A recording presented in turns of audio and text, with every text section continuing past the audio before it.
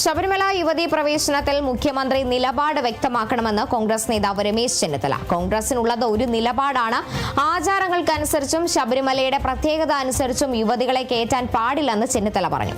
യുവതീ പ്രവേശനം അനുവദിച്ചതിനു ശേഷം ജനങ്ങളോട് മാപ്പ് പറഞ്ഞവരാണ് മാർക്സിസ്റ്റ് പാർട്ടിയെന്നും ഇനി എന്താണ് സർക്കാരിന്റെ നിലപാടെന്നത് വ്യക്തമാക്കണമെന്നും ചെന്നിത്തല പറഞ്ഞു.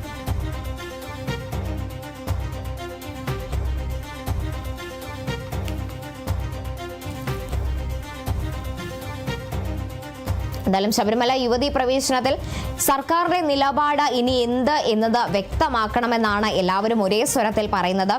കോൺഗ്രസിനുള്ളത് ഒരു നിലപാടാണ്. ശബരിമലയുടെ ആചാരങ്ങൾക്കനുസരിച്ചും പ്രത്യേക അനുസരിച്ചും യുവതികളെ കയറ്റാൻ പാടില്ല. ആ നിലപാടിൽ തന്നെയാണ് കോൺഗ്രസ് ഉള്ളത്.